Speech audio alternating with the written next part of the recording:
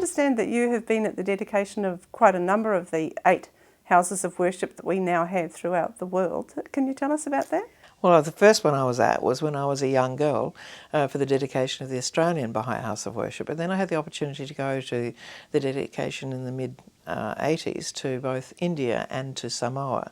And the thing that's fascinating about going to these 3 different dedications is that all of the buildings, whilst they're very different designs, all have 9 sides. And the symbolism of that is that we may come from very different religious backgrounds, and the idea is that you can come from whatever background, come together and worship in unity the one God.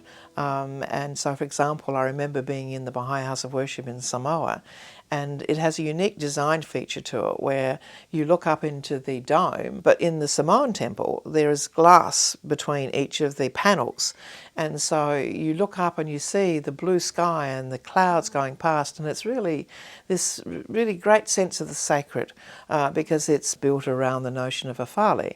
And I think this is a beautiful thing about the Baha'i faith, is that there is the respecting of the culture. And that whilst there might be a particular focus for each of the houses of worship, is that it really captures the unique cultural aspects of each of the countries they've been constructed in. For example, in India, it's in the shape of a lotus flower, and it's just truly beautiful and won many awards. I know that some of the Baha'i holy places around Haifa and Akka have recently been made World Heritage Sites. Can you tell us anything about that? Yes, I think this is a very wonderful recognition of the unique architectural contribution.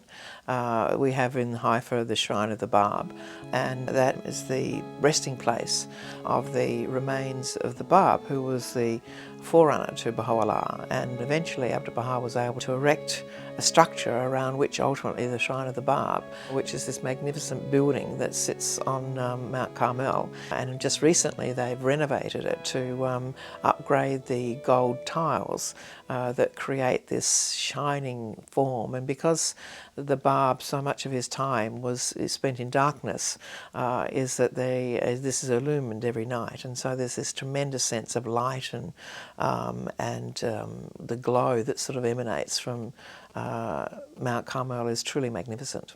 Yes, actually one of the Baha'is in New Zealand, Bruce Hancock, was the person who was in charge of the laying of the golden tiles on the dome of the Shrine of the Bab when it was being refurbished recently. So it's quite a proud Kiwi connection there too. I can imagine, and I think this is the remarkable thing about the Baha'i community, is that we see service as being one of the highest expressions of human endeavour, and so Baha'is are so willing to volunteer their time so that they can assist with these particular skills people have. So it's wonderful that you also have the recognition of these skills from a New Zealander.